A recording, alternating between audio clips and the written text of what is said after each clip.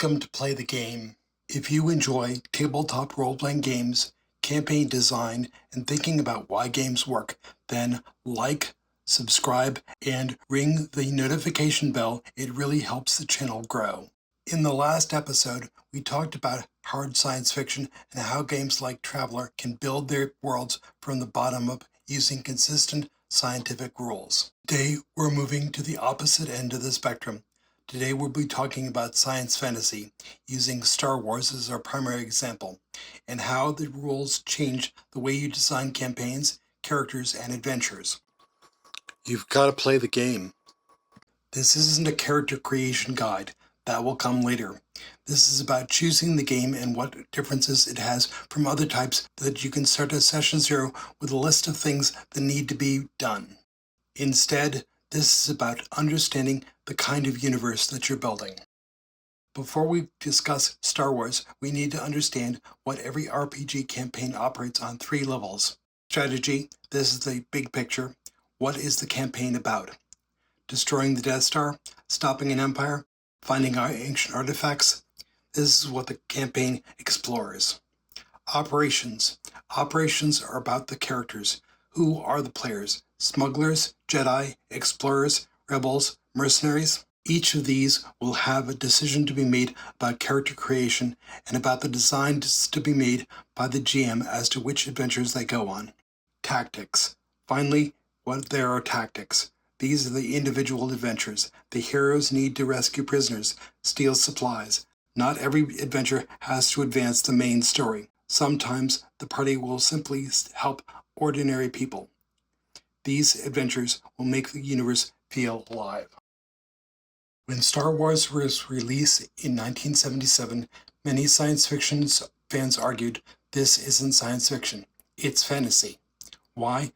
Because science fantasy does not try very hard to explain itself scientifically. Hard science fiction asks, how does this work? Soft science fiction asks, can we invent enough science to make this believable? Science fantasy asks something different. Does this make the story better? This is a completely different design philosophy. Take the Force. In hard science fiction, psychic powers usually have some scientific explanation. Maybe they're mutations, maybe they're quantum phenomenon, maybe they're fundamental force. They might have a force from physics. Science fantasy doesn't care. The Force simply exists. It may have a patina of an explanation, but usually it breaks down. Science fantasy builds downward from mythology.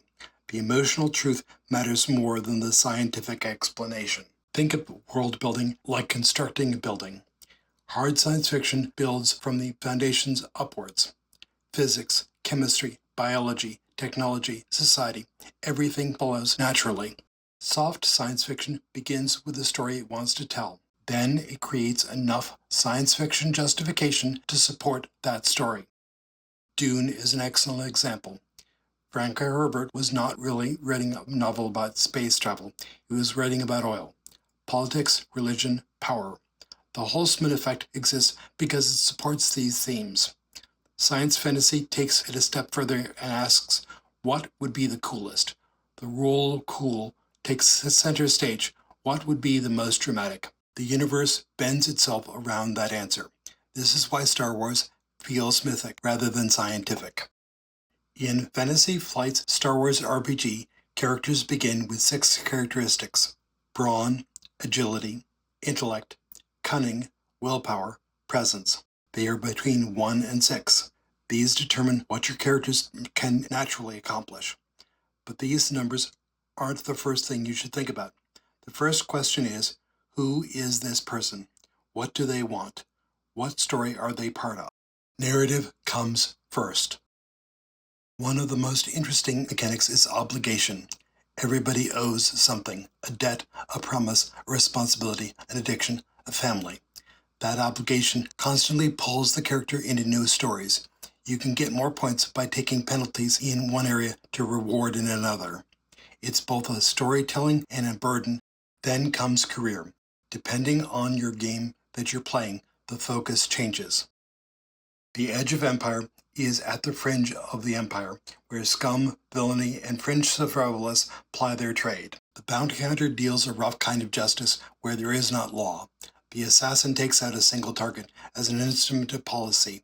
The gadgeteer who equips others, or the survivalist who is the law on planets where there is no law to be found. The colonist grasps the larger picture and takes the route to the uncharted realms of the Rim. Whether the doctor who heals the sick or the political who fosters the gift of cooperation, and do not forget the scholar, teaching people how to use their knowledge to expand the reach of civilization. The explorer is the first to find new worlds and how to exploit them. The scout finds the new worlds, whereas the fringer finds the resources that they offer, and the traders who can see what can be gotten and what is needed. Hired guns are the people who protect other people. Bodyguards protect individuals. The marauder who takes territory, and the mercenary soldier who masters the art of war in any circumstance. Then there are the smugglers, the person who moves goods that are contraband. Whether it is the pilot who flies them, the scoundrel who makes deals, or the thief who quietly steals the goods. The technician couples together machinery. The mechanic who pores over blueprints, the outlaw tech who creates for a specific purpose, the slicer who makes the data flow. The Age of Rebellion is about military and espionage within the Rebel Alliance. It contains pilots who lead the role of piloting vehicles and shooting the weapons. The driver pilots the vehicle, the gunner targets the weapon, and the pilot searches for the best way to navigate the stars. The commander sees the larger picture. Whether it is the Commodore who takes whole fleets, squadron leader who fights ship to ship, or the tactician who feels out the battle before it is begun. Then there are the diplomats who see the war as people engaged in conflict. Whether the ambassador is seeking favor from the leaders, the agitator leading uprisings from the people, or the quartermaster who supplies both.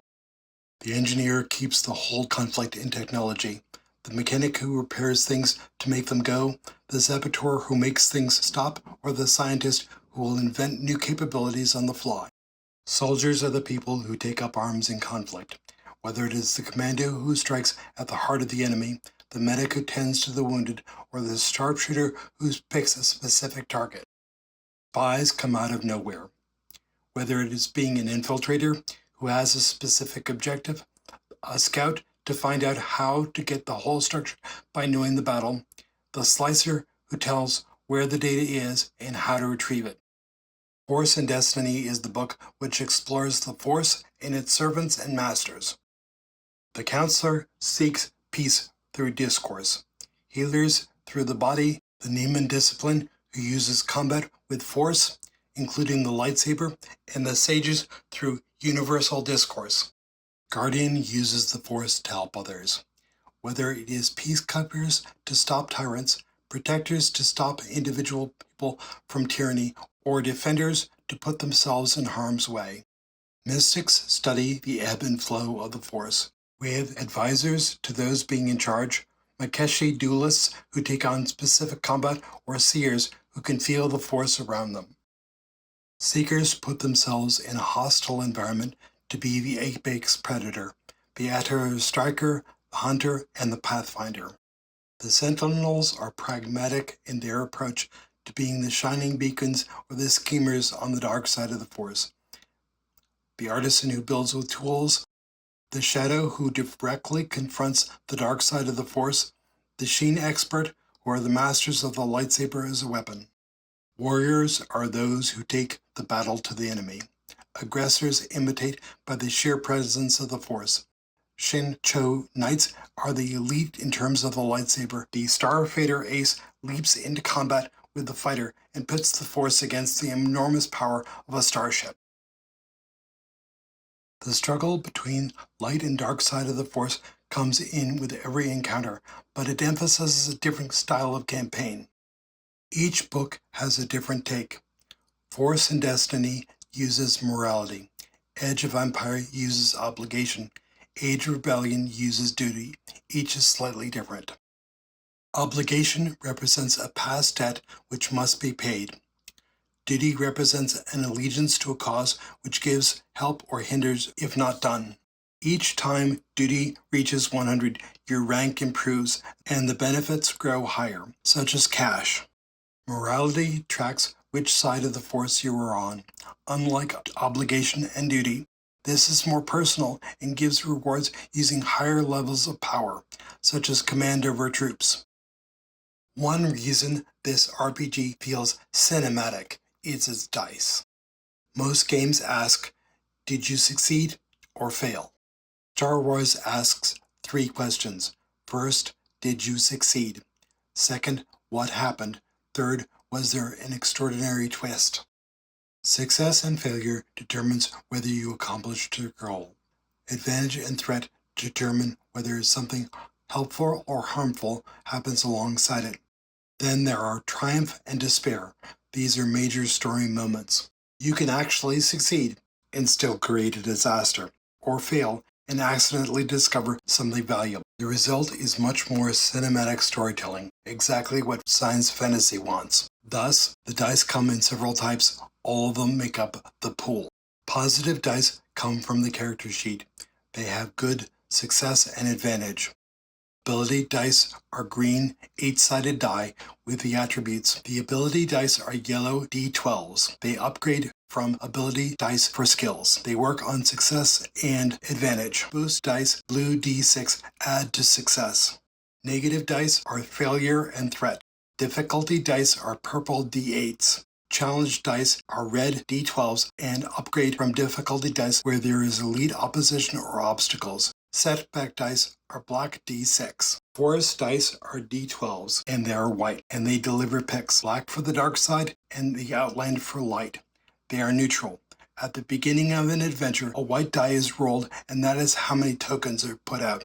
They are flipped initially to the roll of the die. Any characters who are in either the light side or the dark side of the force will also contribute tokens. These tokens are placed where everybody can see them and no more of them will be set out for the rest of the adventure. When the GM or the players spend a token, it flips over to the other side, which means that the other side now has to spend. That means the tokens move back and forth between light and dark sides for the rest of the adventure. This can be damaging if only one side has force powers. As a games master, your first job is not explaining technology. Your first job is explaining what your campaign does and explores. Soft science is emotional. Hard science fiction explores reality. Science fantasy explores values. Hope, fear, temptation, heroism, corruption, sacrifice. The Force is really a storytelling tool about moral choices. Because of that, many design decisions have been made for you. The universe already has its mythology. Your job is finding interesting stories to tell inside it. At the highest level, it is light versus dark. The Force flows through everything. But beneath that, the conflict becomes more interesting. The Jedi are not perfect. They conceal things. They manipulate events. Sometimes they deceive for what they believe is the greater good. The Sith embrace deception openly. Power comes first, trust comes last. Ironically, their inability to trust each other often becomes their greatest weakness. Look at Anakin Skywalker. He falls because of love. His desire to protect Padme becomes the doorway to the dark side. The tragedy isn't simply that evil wins, it's that virtue becomes corrupted. That's classic mythology. Remember to give flow to the narrative. Action sequences, combat sequences, roleplay sequences. Give beats between combat sequences so it doesn't become just a space opera. The assumption in the books is that players always represent the light side of their force. But of course, the GM may decide to run a campaign or a session where players take on the dark side. Your campaign should have a clear goal. A New Hope is straightforward. Destroy the Death Star. The Mandalorian is different. Rescue Grogu, find him a Jedi, and every adventure supports that larger mission. Villains should also exist in layers. That way, important lieutenants, regional bosses, and the major villain. And once one threat is defeated, another rises. Campaigns grow naturally this way. The campaign should match the party, and the party should match the campaign. Military stories need soldiers. Exploration campaigns need scouts and scientists. Political campaigns need diplomats. Smuggling campaigns need pilots, mechanics, and rogues. There should also be a broad range of skills and goals. Sometimes the players know starships. Someone should negotiate. Someone should investigate. Someone should fight. Each should have a secondary way to do this. If negotiation fails, then force should be used. As an example, if beating down the door fails, find another way in. Different strengths create interesting campaigns. Science fantasy often comes with real-world issues symbolically. The Death Star represents overwhelming destructive power. Fantasy allows real problems at a safe distance. That's one of its greatest strengths. Larger problems become smaller problems, which resolve by interesting dice and roleplay. Destroying the Empire requires finding information, escaping prisons, winning allies, stealing plans, and surviving battles. Every campaign naturally becomes recursive. Big goals break down into small adventures where each plot point is resolved. Those adventures break down into encounters. Those encounters become individual tasks and combat. Before you start play, you have to decide what to play. Once you get a genre, you have to decide what exact species of the genre. Star Wars is science fantasy with no questions asked. There is a deep motivation which touches everything, the Force, even the players who don't use it.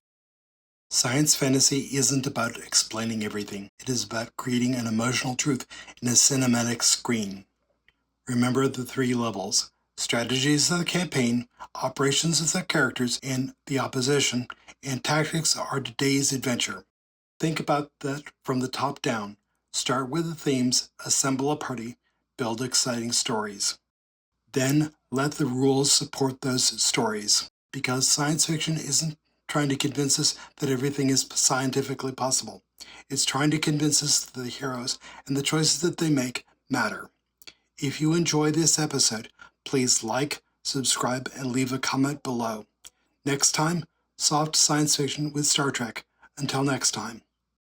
Keep playing the game, and I'll see you in the next episode. The